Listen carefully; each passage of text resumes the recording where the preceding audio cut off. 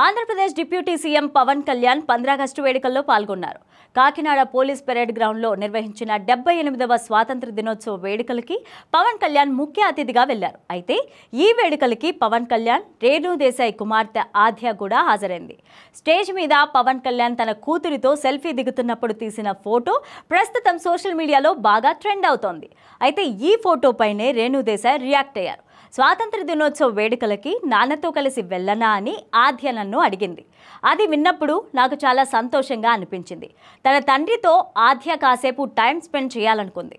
అయినా సమాజంలో ఓ ముఖ్యమైన స్థానంలో ఉన్న వ్యక్తి జీవితం ఎంత విలువైందో కదా.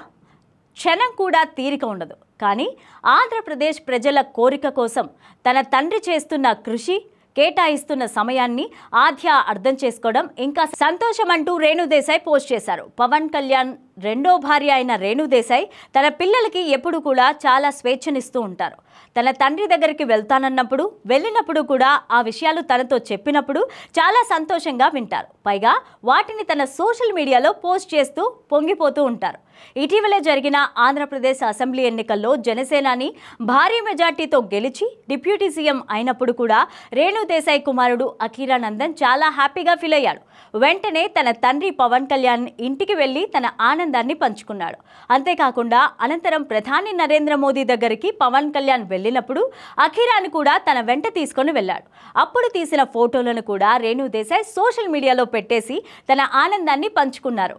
అయితే పవన్ కళ్యాణ్ డిప్యూటీ సీఎంగా ప్రమాణ స్వీకారం చేసిన కార్యక్రమాన్ని కూడా అఖీరా, ఆద్య ఇద్దరు హాజరయ్యారు. మెగాస్టార్ ఫ్యామిలీతో పాటు కలిసి వీరు ఈ కార్యక్రమానికి వెళ్లారు. ఇలా తన తండ్రి విజయాన్ని పంచుకోవడంలో ఎప్పుడూ ముందుంటున్నారు నా పిల్లలు. ఇక త్వరలోనే అఖీరా ఇండస్ట్రీలో కూడా అడుగు పెట్టాలని ఫ్యాన్స్ కోరుకుంటున్నారు అని ఇప్పటికే అఖీరా ఫోటోలు, వీడియోలు సోషల్ మీడియాలో తెగ వైరల్ చేస్తున్నారని చెప్పుకొచ్చారు. జూనియర్ పవర్ స్టార్ అంటూ ఫ్యాన్స్ ముద్దుగా పిలుచుకుంటున్నారు.